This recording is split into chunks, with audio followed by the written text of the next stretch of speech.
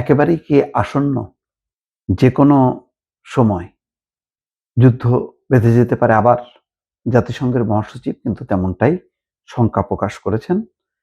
Iran যুদ্ধ ঘিরে পরিস্থিতি প্রতি ঘন্টায় আরো খারাপ হচ্ছে। অন্যদিকে যেটা ট্রাম্প দাবি করত যে ইরানের নৌবাহিনী সাগরের নিচে, এখন পেন্টাগন বলছে ইরানের নৌশক্তি ধ্বংস করতে সক্ষম হয়নি মার্কিন বাহিনী।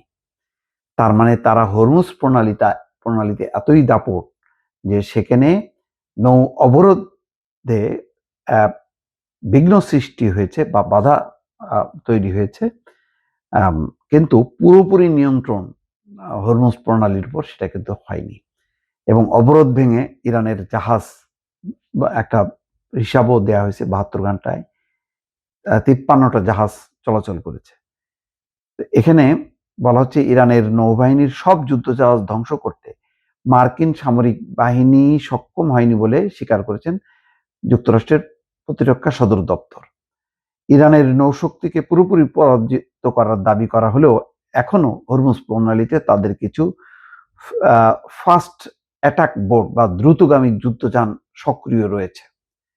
মার্কিন প্রতিনিধি পরিষদের অ্যাপ্রোপ্রিয়েশনস কমিটির শুনানিতে ডান কেইন আরো বলেন, ইরানের কাছে এখনো ছোট এবং অত্যন্ত দ্রুত গতিসম্পন্ন কিছু যুদ্ধযান রয়েছে।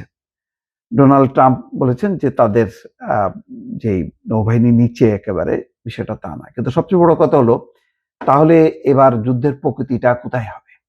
অর্থাৎ একেবারে পুরোপুরি মানে হরমুজ প্রণালী ইরানের কাছ থেকে মুক্ত করার জন্য লড়াই শুরু হবে জলভাগে, নাকি স্থলভাগে, নাকি দুই ভাবে? কি প্রস্তুতি এখনো বোঝা যাচ্ছে না। কিন্তু যুদ্ধের যে একটা আওয়াজ, সেই আওয়াজটা কিন্তু বেশ জোরালো হচ্ছে। এবং সেই যুদ্ধটা যথেষ্ট পরিমাণ যে জোরালো হবে এবং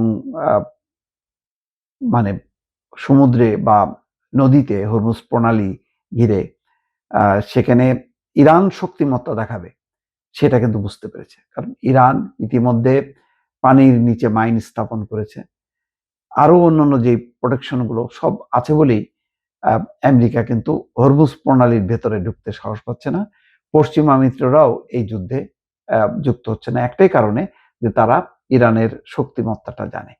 এই অবস্থায় আরো তীব্র হবে কিনা, যেহেতু খবরে এসছে যে সাগরে অবস্থান করা নৌ যুদ্ধ জাহাজগুলোকে আরো সমৃদ্ধ করা হচ্ছে, সেখানে জ্বালানি ভরা হচ্ছে, খাদ্য এবং অন্যান্য অস্ত্রশস্ত্র পরিপূর্ণ করা হচ্ছে। তার মানে হয়তো একটা শেষ লড়াই করতে চায় ট্রাম্প, তার মধ্য দিয়ে জিততে চায়। বলেছে যে তারা ইতিমধ্যে জিতেছে এবং আরো বিপুলভাবে তারা বিজয়ী হতে চায়, হয়তো সেই চেষ্টাটা করতে পারে।